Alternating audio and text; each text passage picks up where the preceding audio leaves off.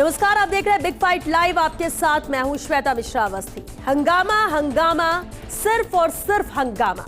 ये नजारा संसद सत्र के 7वें दिन लोकसभा में आज दिखा, जब पीएम मोदी राष्ट्रपति के अभिभाषण पर धन्यवाद प्रस्ताव पर जवाब देने आए। लेकिन इस दौरान पीएम मोदी ने भी कांग्रेस पर जमकर हमला बोला। उन्होंने कांग्रेस पर झूठ फैलाने का आरोप लगाया। उन्होंने कहा कि संविधान की गरिमा से खिलवाड़ ये सदन का दुर्भाग्य है और अनेक बार लोकसभा में जीतकर आए लोग सदन की गरिमा से खिलवाड़ करें, ये शोभा नहीं देता है। जो दल 60 साल तक यहां बैठा है, जो सरकार के कामों को जानता है, जिसके पास अनुभवी नेताओं की श्रृंखला है, वो जब अराजकता के इस रास्ते पर चले जाए, झूठ के रास्ते को चुन ले, तब देश गंभीर संकट की तरफ जा रहा है। इसका सबूत मिल रहा है। अपने भाषण में पीएम मोदी ने राहुल गांधी के आरोपों का भी जवाब दिया। आज बात इसी मुद्दे पर कि किसी वक्त में सबसे बड़ी पार्टी होने वाली कांग्रेस का क्या ग्राफ लगातार गिरता जा रहा है? क्या इस समय झूठ की राजनीति चल रही है? अगर हां, तो फिर झूठ का सहारा आखिर कौन ले रहा है? 99 मार्क्स लेकर एक बालक घमंड में घूम रहा था। अब उस बालक बुद्धि को कौन समझाए कि तुमने फेल होने का वर्ल्ड रिकॉर्ड बना दिया है। ये 100 में से 99 नहीं लाया, ये तो 543 में से लाया है। और चलिए इस खास मुद्दे पर चर्चा के लिए खास मेहमान हमारे साथ जुड़ चुके। सबसे पहले उनसे रूबरू करा देते हैं आपको। हमारे साथ है प्रताप राव जी, बीजेपी प्रवक्ता है। बहुत स्वागत है प्रताप जी आपका चर्चा में। कांग्रेस प्रवक्ता किशोर शर्मा जी भी हमारे साथ है। किशोर जी आपका भी बहुत स्वागत है। और साथ ही राजनीतिक विश्लेषक योगेंद्र गुप्ता जी भी यहाँ पर मौजूद हैं। योगेंद्र जी आपका भी बहुत स्वागत है। बेहद अहम मुद्दा, और जिस तरह से आज प्रधानमंत्री नरेंद्र मोदी ने जवाब भी दिया। प्रताप राव जी आपसे ही शुरुआत करते हैं। बालक बुद्धि पर वार किया है आज, जिस तरह से जिक्र बिना नाम लिए प्रधानमंत्री नरेंद्र मोदी एक के बाद एक कहते गए, कांग्रेस को कटघरे में खड़ा किया। सवाल झूठ बोलने पर को लेकर भी कहा कि कांग्रेस लगातार झूठ बोल रही है। आप कैसे देख रहे हैं कि आज के इस धन्यवाद जो देने के लिए अभिभाषण, राष्ट्रपति के अभिभाषण पर धन्यवाद दिया जो प्रधानमंत्री नरेंद्र मोदी ने, लेकिन कल राहुल ने कटघरे पे क्या खड़ा किया था, सवाल उठाए थे, उसके पलटवार के तौर पर कैसे देखें? श्वेता जी, पहली बात यह है कि राहुल गांधी इस समय सामान्य सांसद नहीं है, वो विपक्ष के नेता हैं। और विपक्ष के नेता का जो पद है वो जो सदन का नेता होता है यानी प्रधानमंत्री होता है, उसके बाद होता है। तो सदन में ये है। लेकिन जिस तरह का उनका भाषण था, जिस तरह का उन्होंने झूठ बोला, अग्निवीर को लेकर झूठ बोला, एमएसपी को लेकर झूठ बोला, और यहाँ तक कि सीधे सीधे ये कह दिया कि हिंदू हिंसक होते हैं। वो हिंदू जो वसुधैव कुटुंबकम की बात करते हैं, वो हिंदू जो सर्वे भवन्तु सुखिना की बात करते हैं, जो कहते हैं कुर्वन्तु विश्वम आर्यम, वो ऐसे हिंदुओं को सीधी सीधी गाली क्यों? क्योंकि उनको पता है कि उनका जो वोट बैंक है उसको उनको करना था। लेकिन यही इसी बात को उन्होंने प्रधानमंत्री ने आज उठाया। उन्होंने कहा कि अब वो विपक्ष के नेता हैं। पहले चल सकता था, पहले बालक बुद्धि से जो भी करते थे चल जाता था, क्योंकि पहले उनकी मम्मी थी और मम्मी सब कुछ बचा लेती थी। लेकिन अब देश देख रहा है, अब वो विपक्ष को लीड कर रहे हैं, तो उन्हें गंभीर विषय उठाना चाहिए। सरकार को कटघरे में खड़ा करना निश्चित तौर पे विपक्ष का काम है, लेकिन विषय ऐसे उठाएं कि झूठ नहीं बोले हैं। उन्होंने जिस तरह से कहा कि एमएसपी पे खरीद नहीं हो रही है, जबकि सब जानते हैं कि एमएसपी पे बहुत खरीद को और बढ़ा दिया गया है और लगातार सरकार खरीद कर रही है। दूसरी बात उन्होंने कहा कि जो अग्निवीर जो हैं उनको शहीद का दर्जा नहीं मिलता, उनको मुआवजा नहीं मिलता। ये सारी बातें उनको जिसने भी कही। तो कुल मिलाकर आज प्रधानमंत्री ने जिस तरह से उनके उस व्यवहार को लेकर, और हम देख रहे हैं श्वेता जी, जब से ये पहला सत्र था सदन का, और इस बार अपेक्षा ये थी क्योंकि विपक्ष निश्चित तौर पे मजबूत हुआ है, होकर आया है, तो इस बार ये अपेक्षा थी कि वो मजबूत मुद्दे उठाएगा, जनता की आवाज़ बनेगा। वो जनता की आवाज़ बनने की जगह केवल अपनी ही बात कहते रहे। उनका पूरे भाषण में संघ परिवार के प्रति उनकी घृणा, हिंदुओं के प्रति उनकी घृणा, हिंदुओं से उनका विद्वेष साफ नजर आ रहा था। और जिस तरह से उन्होंने जो भगवान की तस्वीरों को लहराया, ऐसा पहली बार सदन में हुआ। देखिए, सब उसी को टेबल में रखा जाता है, वहीं उनकी अवहेलना होती है। जिनको गुरु नानक देव जी को या शिव जी को सब जो पूछते हैं, जहाँ सही जगह रखते हैं, उन्होंने उसका। तो ये सारी की सारी बालक बुद्धि को लेकर आज उनका प्रहार था। और प्रधानमंत्री को बालक बुद्धि इसलिए कहना पड़ा कि उनकी अपेक्षा भी है, उन्होंने बार बार कहा भी कि अब विपक्ष मजबूत है, हमारे साथ आए, हमारा विरोध करे। निश्चित तौर पे देश को आगे बढ़ाने के लिए हमने जो लक्ष्य रखे हैं उसमें अगर कोई कमी है तो उस बात को उठाए। उन्होंने साथ में ये भी कहा। लेकिन नेता विपक्ष को बालक बुद्धि कहना ये क्या सही था? तो जो हरकतें हैं वो बालक क्या, बालक से भी बहुत कम है। जिस तरह की हरकतें राहुल गांधी करते हैं, जिस तरह की बात उन्होंने रखी, वो एक किसी विपक्ष के नेता को यानी वो मैच्योरिटी आप कह रहे कि नहीं, वो बिल्कुल भी मैच्योरिटी एक विपक्ष के नेता के तौर पे कहीं दिखाई नहीं दी। उनको जिस सीरियसली जो बात रखनी थी और बार बार जो उनके अंदर से जो निकल के आती है, जो उनके डीएनए में है, हिंदुओं को गाली देना जो नेहरू से लगातार दी जा रही है, वो गाली वापस दी गई। बिल्कुल जो राहुल गांधी ने कहा। लेकिन किशोर शर्मा जी हमारे साथ हैं। किशोर जी, ये बात स्पष्ट तौर पर रखेंगे भी आप। कल राहुल गांधी ने अलग अलग मुद्दों की बात की, देश के मुद्दों की बात की, बहुत ठीक जा रहे थे वो, लेकिन हिंदू आतंकवाद, हिंदुओं को लेकर असत्य, हिंसा, तमाम चीजें कही, जिसका विरोध न सिर्फ संसद के अंदर बल्कि बाहर भी देखने को मिला। लेकिन कल की नहीं, हम आज की बात करते हैं। आज प्रधानमंत्री नरेंद्र मोदी ने जवाब पेश किया, लेकिन एक बात जो बार बार प्रधानमंत्री ने जिक्र किया कि जो मुद्दे उठा रहे थे राहुल गांधी, और आज के वक्त में इस समय झूठ की राजनीति चल रही है, ये कांग्रेस के लिए प्रहार किया। देखिए, एक बात मोदी जी को समझ में आना चाहिए कि वो देश के प्रधानमंत्री 140 करोड़ देश के 140 करोड़ लोगों के नेतृत्व कर रहे हैं, और ये भी समझ लेना चाहिए विपक्ष देश की जनता की आवाज है। मतलब वही कि 140 करोड़ लोगों की आवाज है। ये नरेंद्र मोदी जी इस देश की 140 करोड़ जनता का अपमान कर रहे हैं, उस जनादेश का अपमान कर रहे हैं जिन्होंने विपक्ष को मजबूत बनाया, उसे बालक बुद्धि कह रहे हैं। क्या इतना हिम्मत नहीं बची मोदी जी में जो सच सुन सके? बात करते हैं मोदी जी इस सारी चीज की, उनको जो आदमी देश की, मोदी की गारंटी वाला देश जो 303 से घटकर 240 पे आ गया, वो देश का प्रधानमंत्री जो लगातार 2 घंटे तक बनारस में पिछड़ता रहा, हारता रहा, उसकी आवाज अब देश की जनता की आवाज नहीं है। ये जो झूठ फैलाया जाता है, आज राहुल जी ने कल संसद में कहा, क्या झूठ था? उन्होंने कहा कि ये बीजेपी सांसद और आरएसएस पूरा हिंदू नहीं है, और इस बात को कांग्रेस आज भी दोहरा रही है। हिंदू, इस देश के जो हिंदू हैं वो हिंसक नहीं है। इस देश के हिंदुओं को हिंसक बनाने के लिए ये सारे पाखंड करते हैं। ये बताया जाता है बीजेपी को कि जितना ये बीजेपी के आरएसएस आ रही है, ये जो लोग हैं सिर्फ यही हिंदू हैं। आप इस देश की जो गंगा जमनी तहजीब है श्वेता जी, वो तो ये कह रहे कि हिंदू आतंकवाद को गढ़ने की कोशिश कांग्रेस कर रही है। मैं अपनी बात कंप्लीट करने दीजिए।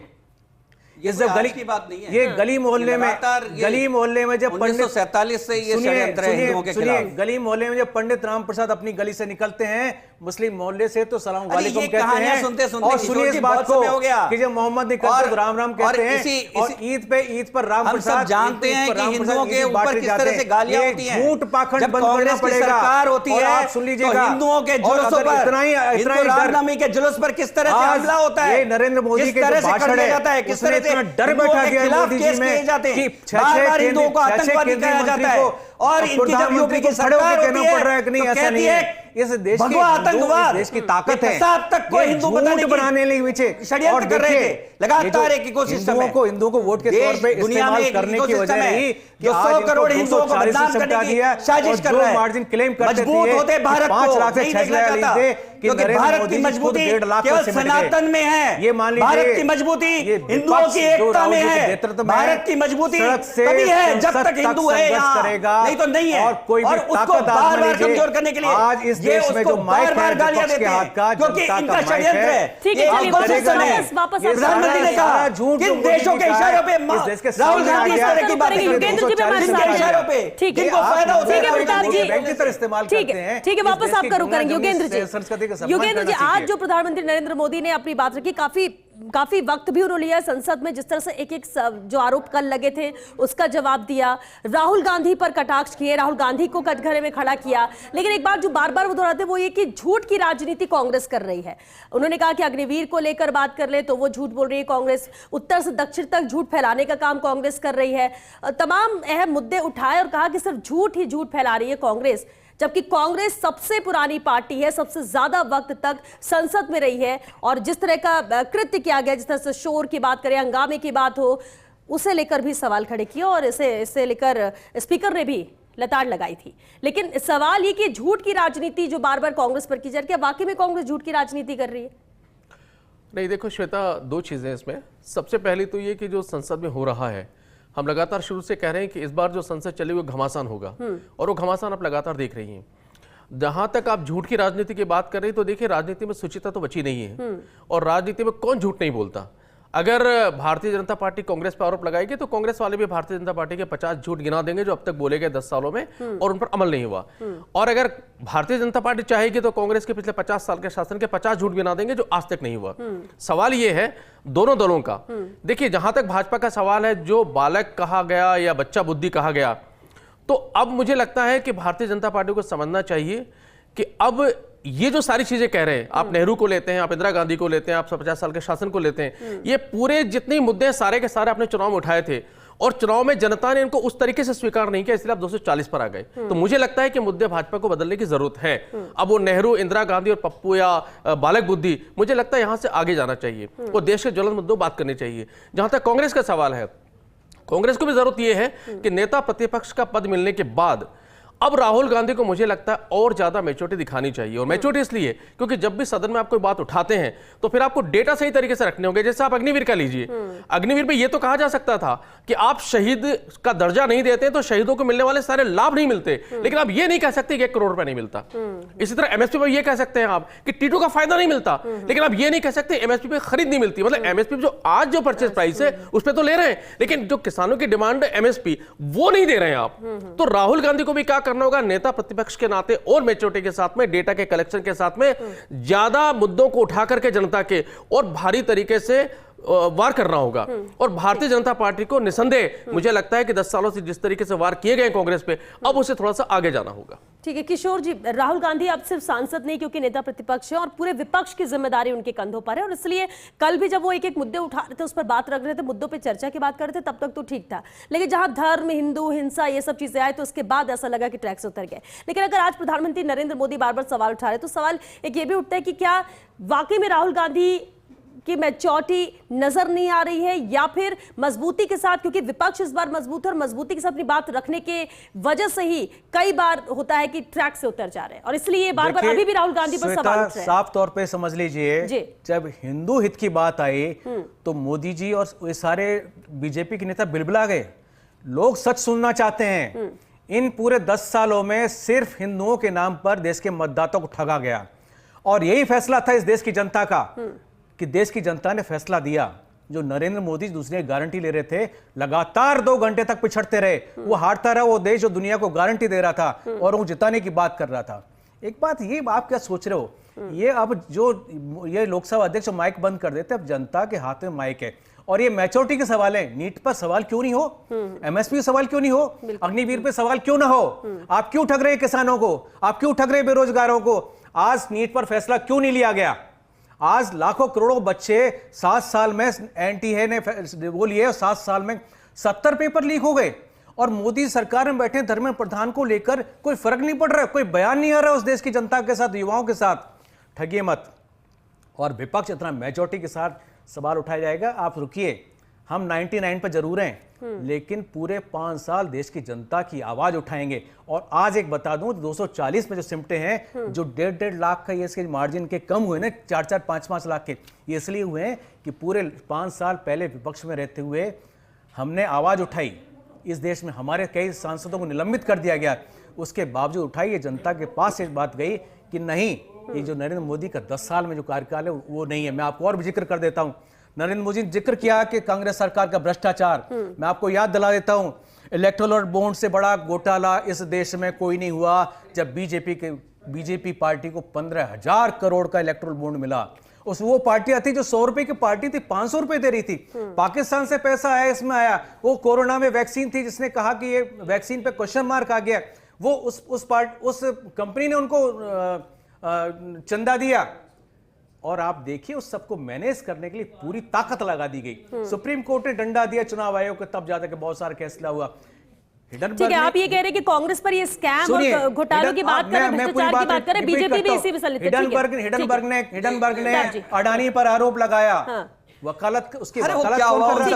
ठीक है। सरकार का आप- उसकी आप वकालत आज की कौन बात कर रहा पे था? जाइए। सरकार कहती नहीं, आज नहीं, अडानी ने जब गलत किया। प्रधानमंत्री आप इस आज देश के- आज आज आप मैं इस किशोर जी देश को कहना चाहता आप हूं, सोच लीजिए, आज जब अब आप ये प्रधानमंत्री गलत भाषण दे रहे निकल गई। थे और प्रधानमंत्री का जब भाषण भाषण दे सुनाता हूं रहे मैं थे, आपको। कांग्रेस उन्होंने और कहा- विपक्ष के नेता उन्होंने का कहा ये एक दायित्व जब बनता है नोटबंदी कि देश होगी, का नेता जब प्रधानमंत्री क्या बोल नोटबंदी रहा है, होगी तो उस देश समय में से राहुल आतंकवाद गांधी खत्म हो जाएगा। जो कि विपक्ष का नेता है, आप वो देखिए हल्ला करने वाले कश्मीर में सांसदों के आप यहाँ साथ से मिलकर डिस्कशन हुआ था, ऊ करके कश्मीर में चिल्ला रहे दो थे। तीर्थयात्रियों ये को विपक्ष गोली के मार नेता दी की गई, स्थिति है। क्यों आतंकवाद विपक्ष खत्म के नहीं नेता हुआ? की हरकतें क्यों साफ वो बताती जनता है ये कि बालकपन गृह मंत्रालय के पास वो सारा बचकाना जम्मू कश्मीर है, हरकतें अभी क्यों खत्म जारी नहीं हैं। किया? लेकिन किशोर जी, दूसरा- किशोर जी, दूसरा- इस किशोर जी, नोटबंदी सुनिए, से सुनिए, सिर्फ फायदा सुनिए, हुआ देखिए, तो एक- किशोर जी एक- कह रहे एक- थे, एक- एक- सारे बात देश में बात सुनिए, सुनिए। चौरासी के बाद प्रताप जी, किशोर जी, एक-एक करके बात रखेंगे, अगर सब आप समझ में राजनीति आएगा। करते हैं तो पूरी 1984 के किशोर बाद जी, किशोर जी, 1984 के बाद आज तक कांग्रेस पार्टी 200 को पार नहीं कर पाई, 250 के पास नहीं पहुंच लेकिन पाई। इतना याद और रखना, लगातार सुनिए। तीसरा चुनाव ये है लगातार कि 100 के आंकड़े को पार नहीं कर पाई। बिल्कुल। 1984 के बाद लिख कभी इसको लीजिएगा। बहुमत नहीं मिला, सिर्फ कभी इसको बहुमत मिला। ये ठुकराने की बात करते हैं। 99 सीट लेकर गलतफहमी और झूठ फैलाने की कोशिश करते हैं कि वो चुनाव जीत गए। यही झूठ है जो जनता को बताया जा रहा है कि वो चुनाव जीत गए। किशोर जी, चुनाव कहाँ जीत गए? चुनाव लगातार हार चलिए, ठीक है, लेकिन योगेंद्र जी, योगेंद्र जी, योगेंद्र जी, जनता के विरोध का कोई फैसला लेकर दिखा नहीं सकता। ठीक है, प्रताप जी, जनता प्रताप लगातार जी, ठुकरा रही है, ताकत से जनता कर रहे हैं। लगातार ठुकरा प्रताप रही जी, है। किशोर जी, बात सुनिए सर। लेकिन एक फैसला जनता के विरोध का करके राज्यों में सरकारें बची हैं, केवल 2 राज्यों में सरकार बची है। प्रताप जी, एक सेकंड, प्रताप जी, एक सेकंड, किशोर जी, किशोर जी, किशोर जी, जनता के विरोध अगर का देखिए फैसला ले सर, रहे ऐसे तो चर्चा 99 नहीं, सीटों के ठीक है, साथ। ठीक है, आपने अपनी बात रखी, लेकिन योगेंद्र जी, अभी आपने जिक्र किया था बीजेपी कांग्रेस दोनों के लिए, क्योंकि पिछली बार वाली स्थिति नहीं है कि प्रचंड बहुमत एक तरफ और एक तरफ विपक्ष कमजोर हो। इस बार अगर वो जीत नहीं मिल पाई है तो फिर कहीं ना कहीं उसे कमजोरी के तौर पर विपक्ष भी देखेगा, और विपक्ष के पास आंकड़े इस बार ज्यादा है। राहुल गांधी खुद नेता प्रतिपक्ष बने, इसलिए वो और मजबूती सर, यही वजह कि पहले दिन से हम देख रहे हैं कि लगातार किस तरह से सवाल उठाए जा रहे हैं, विपक्ष की तरफ से सब कुछ है। स्थिति पिछली बार जैसी नहीं है, भले ही अभी एक दूसरे ऊपर आरोप लगाए जाए, लेकिन सवाल एक ये भी है कि जो देश की जनता है, भले किसी के भी साथ गई हो, सरकार बन चुकी है, तीसरा टर्म है प्रधानमंत्री नरेंद्र मोदी का, लेकिन जो इन 5 सालों की बात करें या अभी हम हाल ही के मुद्दों की बात करें, उस पर चर्चा कब होगी? क्योंकि संसद में ऐसे मुद्दों को लेकर उसमें लंबी चर्चा चले, ये देखने को अभी नहीं मिल रहा, अभी सिर्फ एक दूसरे के ऊपर ही प्रहार जारी है। बिल्कुल, मैं ये कह रहा हूं कि जनता ने 2 संदेश बड़े स्पष्ट दिए दोनों दलों को। उन्होंने कहा है कि अगर आप सिर्फ किसी मुगालते में हैं और हमको भरमाने की कोशिश करेंगे तो संभव नहीं, देश की जनता समझदार है। ये दोनों दलों का संदेश है। आपको जिम्मेदार नेता प्रतिपक्ष या प्रतिपक्ष की जिम्मेदारी निभानी है और आपको सत्ता पक्ष की निभानी है, और सदन में वो मुद्दे उठाने जो जनता के वास्तविक मुद्दे हैं। इसलिए अगर दोनों दल ही नहीं समझेंगे तो आने वाले कल में दोनों दलों को नुकसान होगा।